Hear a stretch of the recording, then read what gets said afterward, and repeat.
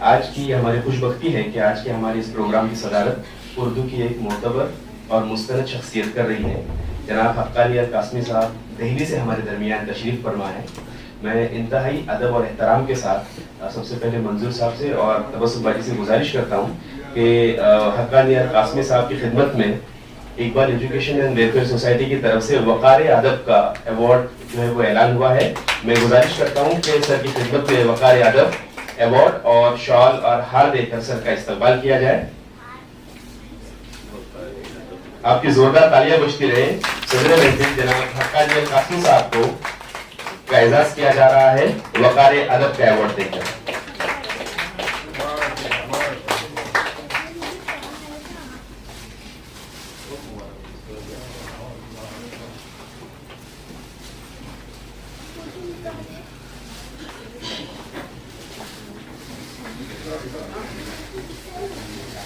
بہت بہت مبارک سر. وقار ادب کا ایوارڈ دیا جا رہا ہے صدر محترم جناب حقہ علی القاسمی صاحب کو. اب میں گزارش کرتا ہوں بڑے احترام کے ساتھ کہ سر آئیں اور خطبہ صدارت پیش کریں کہ 100 چاند بھی چمکیں گے تو کیا بات بنے گی. 100 چاند بھی چمکیں گے جانی سر اختر صاحب کی 2 مصرے ایک لفظ کی تحریف کے ساتھ کہ 100 چاند بھی چمکیں گے تو کیا بات بنے گی. آپ آئے تو اس رات کی اوقات بنے گی. زوردار تعلیم سے استقبال. خطبہ صدارت کے لیے مائک پر جناب ڈاکٹر حقہ علی القاسمی صاحب. السلام علیکم. سب سے پہلے ممبئی محبتوں میں میرا سلام. دراصل بہت کم شہر ایسے ہوتے ہیں جن کی محبتیں آدمی کو ہے. میں شکر گزار ہوں اہل بمبئی کا کہ ان کی وجہ سے بمبئی کی محبت مجھے حاصل ہو رہی ہے. محترم علی احمد علی شمسی صاحب، جناب ایڈوکیٹ جلال الدین صاحب، پروفیسر عبدالحکیم صاحب، نظام الدین صاحب، فرید صاحب، شعیب صاحب، شعور آزمی صاحب، آفتاب حسین صاحب، ڈاکٹر ذاکر خان صاحب، تبسم ناٹکر صاحبہ. میرے لیے خوشی کی بات یہ ہے کہ آج بہت سے پرانے چہروں سے ملاقاتیں ہوئی اور کچھ نئے چہروں سے. اچھا لگا کہ آج ہمارے درمیان خلیق الزمان عثمت صاحب بھی ہیں، مشہور محقق ناقد، ہمارے پرانے دوست اشتیاق سعید صاحب بھی ہیں جو ادب گاؤں جیسا رسالہ نکالتے ہیں اور بہترین افسانہ نگار ہیں. فاروق سید صاحب سے خیر پرانی شناسائی ہے، ان بوٹی کی وجہ سے بچے تک ان کو جانتے ہیں. تو اور بھی بہت ساری شخصیتیں ہیں جو ہمارے درمیان ہیں. طلعت غازی بھی یہاں موجود ہیں. ان کی محبت مجھے یہاں کے اس کا لائی ہے، ورنہ میں آ بھی نہیں پاتا. تو دیکھیے یہاں چونکہ معاملہ، پہلے 2 باتیں کہوں گا. ایک تو پہلا یہ ہے کہ تقریب کچھ تو باہر ملاقات چاہیے. یہ والی تقریب جو تھی باہر ملاقات بھی میرے لیے بہت ہی اچھی رہی. اور دوسری شق ہے اس کی تعارف کی.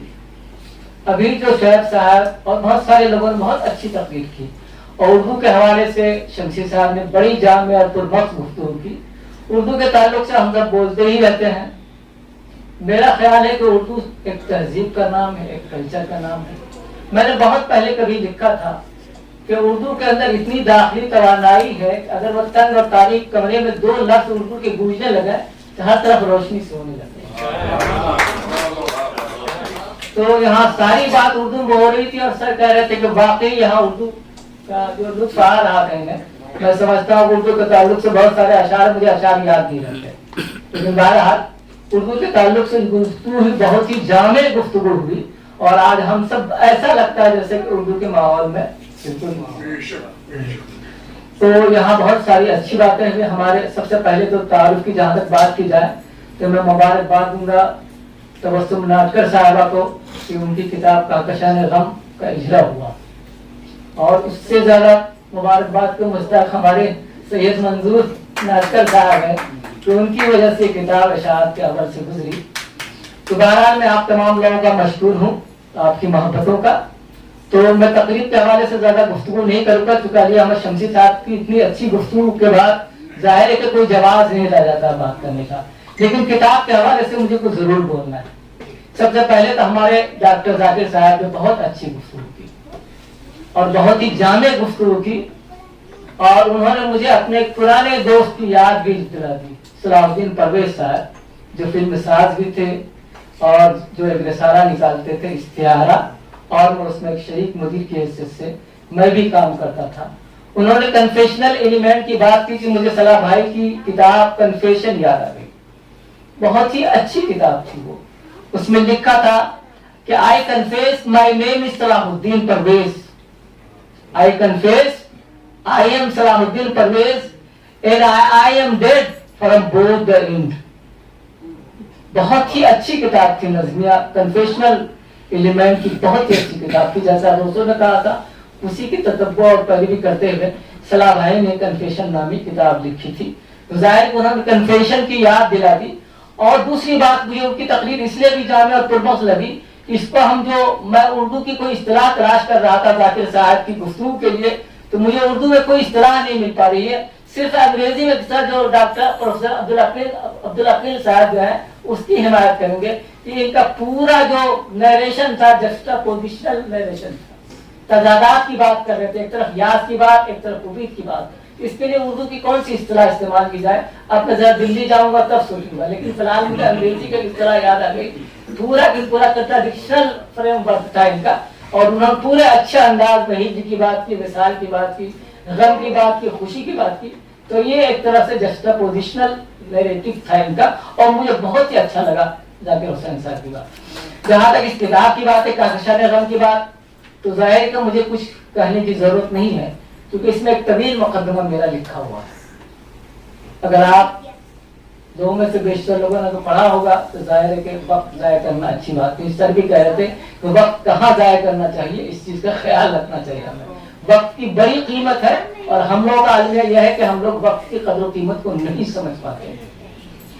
تو میں چاہتا ہوں کہ بس چند باتیں جو میرے ذہن میں ہے اس کتاب کے حوالے سے، اور ظاہر ایک عمومی نوعیت کی باتیں ہیں، اور میں نے اس طرح تانیثیت نسائیت کے حوالے سے بہت کچھ لکھا ہے۔ آفتاب حسنین صاحب یہاں موجود ہیں، ان سے میرے بہت ہی اچھے مراسم ظاہر ایک اچھے ڈرامہ نگار ہیں، ان کے ڈرامے میں پڑھتا رہا ہوں، اور اس سے مجھے بہت ساری چیزیں سیکھنے کو ملتی ہیں۔ تو یہ جو کتاب ہے، ایک تو سب سے پہلے مبارکباد کے تبسم ناٹکر کی کتاب ان کے اپنے نام سے شائع ہوئی ہے۔ یہ بات میں اس لیے کہہ رہا ہوں کہ سارا معاملہ آج کے آج کا خواتین کی تخلیقی خود مختاری کا معاملہ ہے۔ ایک زمانہ تھا جب پہلا ناول لکھا گیا تھا رشید النساء کا، اصلاح النساء، تو اس پہ ان کا نام نہیں تھا، اس پہ ہمشیر فلاں لکھا ہوا تھا۔ اور یہ گودر کا لیل ایک ناول منظر عام پہ آیا تھا، تو اس میں لکھا تھا واضح فلاں۔ ایک زمانہ تھا جب عورتوں کو اپنے نام سے مضامین یا کتابوں کی اشاعت کی مناہی تھی۔ اب ہوا ہے کہ آپ قابل مبارکباد ہے کہ یہ کتاب آپ کے نام سے چھپ رہی ہے۔ آج یہ خواتین کی تخلیقی خود مختاری بڑا مسئلہ ہے، کیونکہ ایک زمانے تک خواتین کی سانسوں پر بھی سینسرشپ آئی رہی ہے، کہ میں جانتا ہوں۔ ابھی میں اصلی ادب کے حوالے سے پڑھ رہا تھا جو محمد حسن صاحب کا رسالہ ہے، اس میں 2 خواتین کا انہوں نے ذکر کیا، عورت نمبر کے اندر ذکر کیا ہے کہ خاتون کے بہت مشہور افسانہ نگار تھی، ان کے افسانے مقتدر رسائل میں چھپتے تھے، لیکن جب شادی ہوئی تو شوہر نے انہیں منع کر دیا، اب آپ تو اپنے افسانے نہیں شائع کر سکتے۔ دوسرا واقعہ انہوں نے ایک بہت ہی مشہور شاعرہ کے بارے میں لکھا، ان کی شاعری کے دیوانے ہزاروں تھے، پورے ملک میں تھے، لیکن جب شادی ہوئی تو شوہر نے منع کر دیا کہ اگر تم نے شاعری جاری رکھی تو سمجھو کہ تمہارے یہاں سے طلاق نامہ ہے۔ تو میں سمجھتا ہوں کہ تبسم ناٹکر صاحبہ یا آج کے عہد کی خواتین جو ہے بہت ہی قابل مبارکباد ہے، وہ اپنے نام سے لکھ رہی ہے اور وہ چھپ رہی ہے، اور پوری دنیا کے اندر ان کی ایک طرح سے وہ ہو رہی ہے۔ اس لیے میں منظور صاحب کو مبارکباد دوں گا کہ انہوں نے کیا۔ اب یہ دیکھیں کہ میر تقی میر نے بہت ہی مشہور تذکرہ لکھا نکات الشورا، ان کی بیٹی شاعرہ تھی لیکن اپنی بیٹی کا بحیثیت شاعر کہیں بھی ذکر نہیں کیا۔ سارے لوگ جانتے ہیں، کسی کوئی بھی محقق کہہ سکتا ہے، ظاہر سے اور آدمی ساتھ میں بیٹھے ہوئے بہت بڑے محقق ہے، بہت بڑے شاعر ہے، ماہر علم عروض ہے، یہ ان کو مزہ معلوم ہے۔ نکات الشورا کے اندر ہزاروں لوگوں کا ذکر کیا لیکن اپنی بیٹی کا ذکر نہیں کیا انہوں نے، بحیثیت شاعرہ۔ یہ ایک بہت بڑا الفیہ ہے، بہت بڑی ٹریجڈی ہے، اور میں سمجھتا ہوں کہ اس معاملے میں ڈپٹی نذیر احمد صاحب کا شکریہ ادا کرنا چاہیے خواتین کو کہ تانیسیت یا نسائیت کا جو منشور دیا یہ ایجنڈا تیار کیا ڈپٹی نذیر احمد نے دیا. انہوں نے میرات العروس جیسی کتاب لکھی, توبۃ الرسول لکھی. میرات العروس میں انہوں نے ایک جگہ لکھا دلی جیسے شہر کے بارے میں کہ آج یہاں اس دلی جیسے شہر پر 100-150 عورتیں بھی ایسی نہیں ہیں جو حدناز. یہ عالمیت ہے اس زمانے میں. تعلیم کو گناہ اور معیوب سمجھا جاتا تھا. اگر لڑکیاں عورتیں تعلیم حاصل کر لیں گی تو آوارہ ہو جائیں گی. یہ ایک تصور تھا, مردانہ تصور. تو ظاہر ہے کہ اب حالات بدل رہے ہیں, خواتین کی خود مختاری کی بات ہو رہی ہے, وومن امپاورمنٹ کا مسئلہ ہو رہا ہے. یہ ساری چیزیں جو ہے یقینی طور پر ہمارے لیے خوشائند ہے کہ اب عورتوں کو مکمل طور پر آزادی ہے. عورتوں کے لیے موسم بدل رہا ہے, منظر بدل رہا ہے, اور مردوں کی نظر بھی بدل رہی ہے. ہم لوگوں نے آج تک عورتوں کو صرف اس کے بدن میں تلاش کیا, اس کے ذہن میں تلاش نہیں کیا. لیکن ہمارا عہد جو ہے اب عورتوں کو اس کے ذہن میں تلاش کرنا ہے. پہلے دریچے بند تھے لیکن اب دریچے کھل رہے ہیں, ہوائیں آ رہی ہیں, تازہ تازہ ہوائیں آ رہی ہیں. ابھی جلال الدین صاحب نے کتنی اچھی گفتگو کی اس حوالے سے. ظاہر ان کا تعلق سیاست سے ہے لیکن ادب اور ثقافت سے بھی ان کا مضبوط رشتہ رکھتا ہے. کتنی جامع پرمخ گفتگو کر رہے تھے. ایسی گفتگو تو میں قیامت کی صورت میں نہیں کر سکتا جتنی سلیس زبان میں گفتگو کر رہے تھے ساتھی کے ساتھ. تو ظاہر ہے کہ خواتین کا معاملہ یہ ہے کہ یقینی طور پر پرانے زمانے میں خواتین کو 70 پردوں میں رکھا جاتا تھا, لیکن اب خواتین پردے سے باہر نکل رہی ہیں. لیکن اب بھی ایک تنقید کا پردہ عورتوں کے ساتھ ہے. میں یہ بات اس لیے کہہ رہا ہوں کہ میں چونکہ خود بھی تنقید کے حوالے سے لکھتا رہا ہوں, میں نے اکثر محسوس کیا ہے کہ خواتین تنقیدی تحفظات اور تعصبات کی شکار رہی ہیں. میں ابھی ایک کتاب پڑھ رہا تھا جو ساہتیہ اکیڈمی سے شائع ہوئی ہے, ذاکر بھائی آپ ذرا اس پہ دھیان دیجیے گا, national bibliography of Indian literature. اس کا ایک حصہ جو ہے اردو ادب سے مختص ہے. اس میں تقریباً میں نے 250 خواتین کا ایسے نام تلاش کیے ہیں جن کا ذکر کسی بھی اردو ادب کی تاریخ کے تذکرے میں نہیں ہوتا. میں نے آواز بھی اٹھائی کہ بھائی آپ لوگ خواتین کے حوالے سے کتابیں لکھتے ہیں, سارے تذکرے لکھتے ہیں, اس پر چوتھائی پردن ہے ادب پہ رک جاتے ہیں, آپ ان خواتین کو تلاش کیجئے. 250 تقریباً خواتین تھی جن کا ذکر کبھی بھی نہیں آتا فکشن تنقید میں یا افسانے کی تنقید میں یا شاعری کی تنقید میں. سب کو بہت اچھی. اور اس وقت میں ایک کام اور بھی کر رہا ہوں, قدیم رسائل پڑھ رہا ہوں. تو پرانے رسائل نگار مخزن وغیرہ سارے رسائل میں پڑھ رہا ہوں. اس میں بہت ساری خواتین کے نام ہیں, لیکن المیہ ہماری ٹریجڈی یہ ہے کہ ان خواتین پر ہماری نگاہ نہیں جاتی ہے اور ہم صرف چند ناموں میں محصور ہو کر رہ گئے ہیں. یہ بھی ایک طرح سے ایک تنقیدی تعصب اور تحفظ ہی کہلائے گا. ہمیں اس دائرے سے اب نکلنے کی ضرورت ہے. یہ صورتحال نہایت افسوسناک ہے.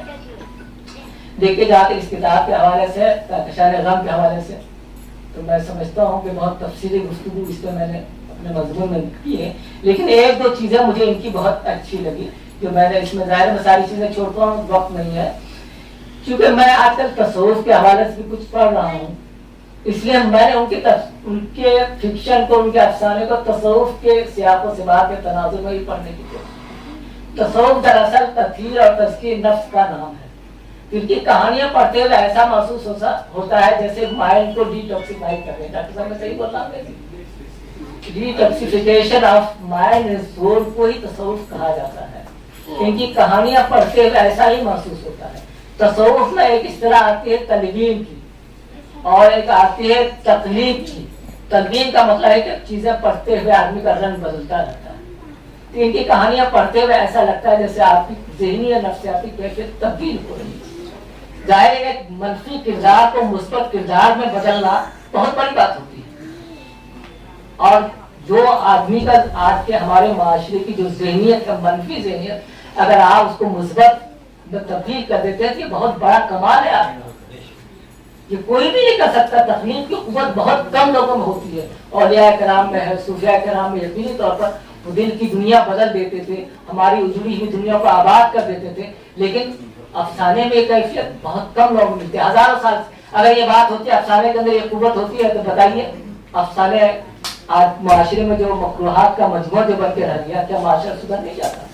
لیکن ان کے افسانے پڑھتے ہوئے ایسا محسوس ہوتا ہے جیسے ذہن کو یا قلب کو یا نظر کو بدلنے کی پوری کیفیت رکھتی ہے. اور دوسری بات یہ ہے, جی یہ بات کہنے کے لیے بھی بڑی جرأت کی ضرورت نہیں, کہ واقعی افسانہ جو ہے مکروہات کا مجموعہ ہے، بلکہ پلندہ لذت ہے. پرانے زمانے میں تھا ایسا، ہم نے بہت سارے افسانے ایسے بھی پڑھے ہیں، اور افسانے ہی کیا میں نظمیں ہی پڑھتا ہوں. لکھنے کے لائق نہیں ہو. جی جی، اسی لیے تو بہت ساری کتابوں کی مناہی تھی جو گھر میں عورتیں پڑھ نہیں سکتی. اور آج آپ فریدہ ریاض کی اقلیمہ پڑھ لیجیے، آج میں پڑھ رہا تو اسی کو تلاش کر رہا، تو میں نے کہا میں تو پڑھ سکتا ہوں اکیلے بذات خود، لیکن یہاں پورے سماج میں یا پورے آڈینس میں ان کی نظم آپ کو نہیں سنا سکتا. یہ خاص بات ان کے اندر یہ ہے کہ عورت معاشرے سے ان کا تعلق ہے، لیکن لبرل فیمنزم نہیں ہے ان کے یہاں، تانیثیت نہیں ہے بلکہ نثاریت ہے ان کے یہاں. یہ بہت بڑی خوبی ہوتی ہے کہ آپ مرد معاشرے سے آپ اگر جنگ کر رہی ہے تو پھر کامیاب نہیں ہو سکتے، کیونکہ آپ کو تانیثیت کا ایجنڈا جو دیا ہے آپ کو دیا ڈپٹی نذیر احمد نے. اس کے بعد مولوی سید ممتاز علی جو تہذیب نسواں کے ایڈیٹر تھے، ابھی ٹائمز آف انڈیا میں ایک رپورٹ آئی تھی جس کا عنوان تھا کہ مولوی سید ممتاز علی فرسٹ فیمنسٹ آف انڈیا. اب بتائیے اگر ان کو فرسٹ فیمنسٹ کہا جاتا ہے، ظاہر کہ انہوں نے حقوق نکواں کے نام سے کتاب لکھی جس کے بارے میں کہا جاتا ہے کہ سر سید احمد خان کی خدمت میں پیش کیا تو سر سید احمد خان نے اسے پھینک دیا تھا. یہ بات صحیح ہے یا غلط ہے اس کے بارے میں نہیں کہہ سکتا، لیکن بہرحال پہلی کتاب تھی ان کی حقوق نسواں، جس کے بارے میں کہا جاتا ہے کہ was the first feminist of India. اور وہ کس معاشرے سے تھے آپ کو منظر عام پہ نظر آتی ہے، جن کے نام آپ کی سمجھ میں آتے ہیں، وہ سب تہذیب نسواں کی دین ہے. اگر تہذیب نسواں جیسا رسالہ نہیں ہوتا تو آج خواتین تخلیقی منظرنامے پر نظر ہی نہیں آتی. یہ بھی ایک مولوی نے کیا ہے، مولوی فاضل دیوبند کے مولوی سید ممتاز علی، انہوں نے کیا، سر سید کے رفیق تھے.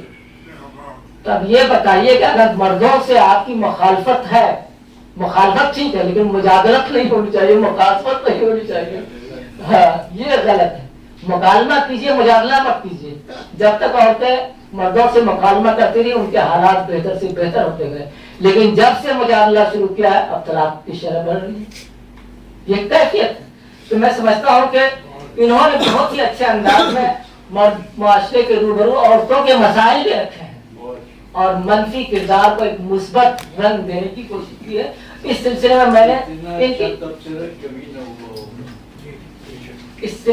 میں نے سب سے جو اہم بات لکھی ہے وہ یہ ہے کہ انہوں نے ایک سوتیلی ماں کا کردار ہوتا ہے. میں ان کے سارے کہانیاں جو سوتیلی ماں کے تعلق سے تو میں نے ساری کہانیاں پڑھی، اس میں میں نے محسوس کیا کہ انہوں نے سوتیلی ماں جو ایک نہایت ہی نیگیٹو منفی کردار ہے اس کو انہوں نے بہت ہی مثبت کردار کی شکل میں پیش کیا ہے. یہ بڑی بات ہے، ورنہ عام طور پہ ایسا ہوتا نہیں ہے. اور یہ بہت اہم بات یہ ہوتی ہے. اس کے تعلق سے میں نے لکھا ہے، میں چاہ رہا ہوں کہ ایک دو سطریں اس کی پڑھ لوں. سوتیلی ماں کے بارے میں ایک منفی دقیانوسی تصور عام ہے، اسے ایک شیطانی کردار کے طور پر پیش کیا جاتا ہے. اس کی شبیہ اس قدر منفی بنا دی گئی ہے اس کے بارے میں کسی مثبت تصور کا امکان ہی نہیں، مگر تبسم نے اس منفی کردار کو ایک مثبت رخ دیا ہے. اور چبھن نامی کہانی میں اس منفی تصور کی نفی کرتے ہوئے سوتیلی ماں کو اثار وفا عروج قربانی کا پیکر بتایا ہے. اس کہانی کا کردار نزہت جو ہر بار ریجیکٹ کی جاتی ہے. باقی میں اس کی تفصیل میں نہیں جاؤں گا کیونکہ فرید صاحب نے بھی اس تعلق سے بہت اچھی گفتگو کی اور سمجھیے کہ انہوں نے نچوڑ پیش کر دیا ہے تبسم لاٹکر صاحبہ کی کہانیوں کا. تو اس تعلق ان کی کئی کہانیاں ہیں جو ساس کو افریت کرتی ہیں، شیطان کرتی ہے، سب کچھ کرتی ہے، لیکن تبسم نے ہر کہانی کے اندر سوتیلی ماں کو ایک مثبت کردار عطا کیا ہے. یہ نہیں کہ سوتیلی ماں کے کردار کے بارے میں واقفیت نہیں رکھتی بلکہ وہ ایک پیغام دینا چاہتی کہ اگر آپ سوتیلی ماں ہیں تو آپ اپنا رویہ بدلیے. اس طرح جو ایک منفی نیگیٹو امیج جو عورتوں کی سوتیلی ماں کی ہے اس کا تصور کیا. ویسا ایسا نہیں ہے، ہم لوگ بھی دیکھتے ہیں سوتیلی ماں کو، ہم نے بھی دیکھا ہے. ظاہر کہ میرا تصور نہیں بدل سکتا لیکن انہوں نے کہانیوں کے ذریعے پیغام دینے کی کوشش کی ہے اگر آپ سوتیلی ماں ہے تو اپنا رویہ بہتر کیجیے. چونکہ کہانی کا مقصد یہ بھی ہوتا ہے کہ تمجید اخلاق، مکارم اخلاق کی اتمام بھی اس کا مقصد ہوتا ہے. اس تعلق سے تبلیغ اور اصلاح جو ہے، جیسے رشید النساء نے اصلاح النساء کیوں لکھی ہے کتاب، ظاہر کہ اس کے اندر ناول کی وہ ساری خوبیاں نہیں ہیں. ذاکر صاحب ہے اس کے اندر، آپ اس کو ریجیکٹ کر سکتے ہیں بحیثیت ناول، لیکن چونکہ اصلاح نساء کے لیے انہوں نے کتاب لکھی ہے، بہت ساری بہت اچھی باتیں کہی ہیں، اس لیے لوگ اس کو ناول کے زمرے میں رکھتے ہیں. ویسے اس طرح کی اور بہت ساری کتابیں لکھی گئی ہیں، لیکن اگر صنفی حیثیت نہ ہو تب بھی اگر اس کے اندر کوئی مقصدیت ہے اور معنویت ہے تو اس کو اور کچھ تھوڑا سا کہانی ہے، پلاٹ سب کچھ ہے، اس کو لوگوں نے اس میں کہانی میں شمار کیا ہے. اور ظاہر ہے کہ رشید النساء ہندوستان کی پہلی خاتون ناول نگار ہیں، اور نواب امداد امام اسد جو کاشف الحقائق کے جو مصنف تھے ان کی سسٹر ہے، اور بہت ہی اونچے خانوادے سے ان کا علمی خانوادے سے تعلق تھا، لیکن جس کیفیت سے خواتین گزرتی رہی ہیں دور کے اندر اس کیفیت سے وہ بھی گزری ہیں، ورنہ جن کے بھائی سید امداد امام اسد جیسی شخصیت ہو، روشن خیال ہو، پورا گھرانہ روشن خیال تھا، لیکن اس کے باوجود بھی ان کے نام سے کتاب نہیں چھاپی گئی، بلکہ ان کی بہت دنوں کے بعد ان کا انتقال ہو گیا، سارا معاملہ ہو گیا، اب چھپ رہی ہے رشید النساء کے نام سے، ورنہ پہلے ہر سرے ورق پہ یہ رہتا تھا ہمشیر فلاں، پرانے زمانے کی ایک روایت رہی بنت فلاں، اور ہم نے بہت سارے جیسے حیدرآباد کے بہت سارے رسائل میں بھی دیکھا ہمشیر یہ جوزے مولوی فلاں، یہ بھی میں نے دیکھا رسالے کے اندر یہ بھی لکھا ہوا تھا، مولوی صاحب کی بیوی ہے بیگم ہے، وہ بھی مطلب لکھا ہوا ہے جوزے، تو اس طرح کے حالات ہیں، تو اس طرح دیکھا جائے یقینی طور پر بہت ہی اچھا اور قابل مبارکباد ہے منظور ڈاکٹر صاحب کہ وہ مطلب کہ ان کی حوصلہ افزائی کر رہے ہیں اور ہر معاملے میں ان کی معاملت کر رہے ہیں، اور میر سے حیثیت بہتر ہے، جی ہاں میر سے تو زیادہ بہتر ہے، اور ویسے بھی میر کا معاملہ یہ ہے، میر جیسے اشراف کا رکھتے تھے تصور، وہ کہتے تھے اجلاف کو شاعری تخلیق سے کیا مطلب، تو وہ عورتوں بھی مجھے لگتا ہے کہ اجلاف کے زمرے ہی میں شمار کرتے ہوں گے، اس لیے انہوں نے کسی بھی خاتون کا تذکرہ اپنے نکات الشعراء میں نہیں کیا، تو آخر میں چونکہ یہاں شاعری کا بھی ماحول تھا، میں شعر بہت کم پڑھتا ہوں، بلکہ میں جو شروع میں ایک شعر پڑھنا تھا جو میں بھول ہی گیا کہ میں کس کا نام لوں، میں کس کا نام پکاروں، شم صاحب زیادہ اچھی طرح یاد پروگرام کو، میں کس کا نام پکاروں، میں کس کا نام لوں، یہاں تو بس میں جو بھی قیامت ہے، یہ شعر مجھے پہلے پڑھنا چاہیے چونکہ اتنی اچھی گفتگو ہو رہی تھی، اور میں ابھی آخر میں فرید بھائی اور یہ ہمارے شعر بھائی کی طرح اور منور صاحب جس طرح کے شعر پڑھ رہے تھے، ظاہر ہے کہ مجھے اس طرح کے شعر کبھی بھی یاد نہیں رہتے، بس ویسے بتا دوں تو شاعری میں بھی کرتا رہا ہوں، اور اتفاق کی بات ہے کہ میں نے نظمیں بہت اچھی لکھی، اس زمانے میں فرق احساس صاحب قومی آواز کا زمینہ دیکھتے تھے اور میری نظم شائع کرتے تھے بغیر کسی اصلاح کے، کہتے تمہاری بالکل اچھی نظم ہے۔ اتفاق کی بات یہ ہوئی کہ میں ہند سماچار میں ایک نظم بھیجی ماں کے حوالے سے، ماں پہ لکھی تھی، ظاہر اسی وقت میری ماں کا انتقال ہوا تھا، تو جو میرے اندر جذبات تھے وہ میں نے سارے اس میں میل دیے تھے، تو اس زمانے میں وہ دیکھتے تھے پرین کمار نظر صاحب ہند سماچار کے، اور بہت بڑے شاعر تھے، انگریزی کے بھی اردو کے بھی، تو میں نے جو نظم بھیجی تو انہوں نے علی سردار جعفری کے نظم تھی ماں کے حوالے سے، تو دونوں نظموں کو ایک ساتھ انہوں نے شائع کر دی، تبھی سے میں نے نظم لکھنا ہی چھوڑ دیا کہ بھائی کہا علی سردار جعفری کا مجھے ایسا حقیر فقیر آدمی، تو اس لیے میں نے نظم چھوڑ دی۔ تو تبسم کے افسانے پڑھتے ہوئے مجھے فاطمہ تاج حیدرآباد کی بہت اچھی شاعرہ تھی وہ یاد آتی رہی، جنہوں نے یہ شعر کہا تھا، ایک یہ نظر ہے منظور صاحب کی جو شعر انہی کے لیے، ایک مکان شوق میں ہم سب مل جل کر تو رہ لیں گے، ایک مکان شوق میں ہم سب مل جل کر تو رہ لیں گے، یاد رہے کہ بیچ میں اپنے کوئی کبھی دیوار نہ ہو۔ تو عورت مرد کے درمیان جو دیوار کھڑی کی گئی ہے، اس دیوار کو توڑنا بہت ضروری ہے، اگر یہ دیوار قائم رہی تو پھر وہ دریچے نہیں کھل سکیں گے جن دریچوں کو ہم کھولنا چاہ رہے ہیں، تو اس لیے بہتر ہے۔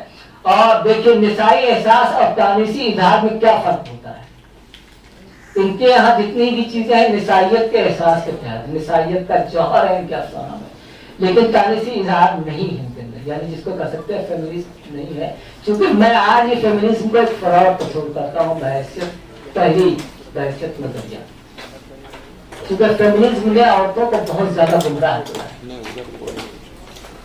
ابھی جو فیمنزم کی بہت بڑی رائٹر رہی انہوں نے کتاب لکھی فیمنزم ہو، گنہگار عورتیں ہیں جو اہل جبا کی تمکنت سے نہ روک کھائیں، نہ جان بیچیں، نہ سر جھکائیں، نہ ہاتھ اڑائیں۔ اس کے آگے میں نہیں پڑھوں گا کیونکہ اس کے آگے اور بہت ساری باتیں ہیں جو ظاہر ہے کہ اس معاشرے میں مجھے اچھا نہیں لگتا، جبکہ مجھ جیسا آزاد خیال آدمی اگر وہ نظم نہیں پڑھ رہا ہے قابلہ ریاض کی تو دوسرے دقیانی سلوکوں کا کیا ہوگا۔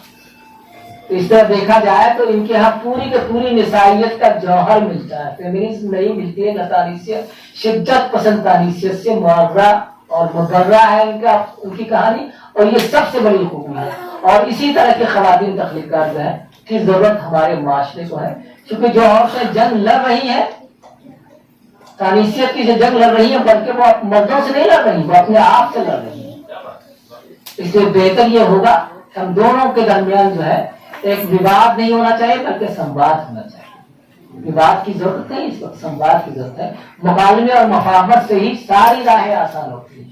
अगर हमने मुजादला की राह अख्तियार कर ली तो जाहिर आप देख रहे हैं पूरी दुनिया का देख रहा है, पूरी दुनिया के अंदर सिर्फ मुजादला की वजह से ऐसा हो रहा। अगर मुकालमा होता तो जाहिर है दुनिया के हालात नहीं होते। अली अहमद शमसी साहब का मैं बहुत शुक्रगुजार हूँ, उन्होंने बहुत ही जामे तकरीर की, उनकी तकरीर से मुझे बहुत कुछ सीखने को मिला और बहुत सारे लोगों को।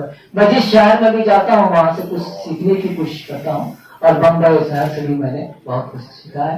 आप लोग की मोहब्बतें सीखी, मोहब्बतों के आवाज से जिंदगी के जो असालीब होते हैं वो सब सीखने को मिलता है। तो मैं एक बार फिर बम्बई शहर का शुक्रगुजार हूँ और तबस्सुम नाटकर साहब का, मंजूर नाटकर साहब का खास तौर पर मैं ममनून हूँ, उन्होंने मुझे बुलाया और जितने भी सामीन हैं उनका भी मैं शुक्रगुजार हूँ। खास तौर पर मुझे मेरे कुछ अहबाब से जिनसे मुलाकात हुई मैं उनका भी ममनून हूँ। मेरी मोहब्बत में भी कुछ लोग आए, ऐसा नहीं, मेरी मोहब्बत में भी कुछ लोग आए, तो उनकी मोहब्बत का जाहिर कर्ज तो नहीं अदा कर सकता यहाँ, लेकिन इंशाअल्लाह जिंदगी रही तो जरूर हम लोग ये कर्ज उतारेंगे। वो शेर भी याद आता, कुछ शेर याद नहीं आता कि हम आशिफ्ता सरों ने मिट्टी की मोहब्बत में, क्या मिट्टी की मोहब्बत में हम आशिफ्ता सरों ने वो कर्ज उतारे हैं जो वाजिब नहीं, लेकिन ये वो कर्ज है बम्बई का जो मेरे ऊपर वाजिब है और इंशाअल्लाह मैं कोशिश करूंगा कि कर्ज जरूर अदा करूँ। बहुत बहुत शुक्रिया सर। इंतहाई मैं अखबार एजुकेशन एंड वेलफेयर सोसाइटी और उर्दू कारवां का शुक्रिया अदा करना भूल गया था। फरीद भाई माजरत भूल जाते हैं, नहीं ना, मैं आपको शुक्रगुजार है कि आपने मुझे हमारी मोहब्बत से और उर्दू कारवां का भी भाई ये भी दोनों का मैं बहुत शुक्रिया।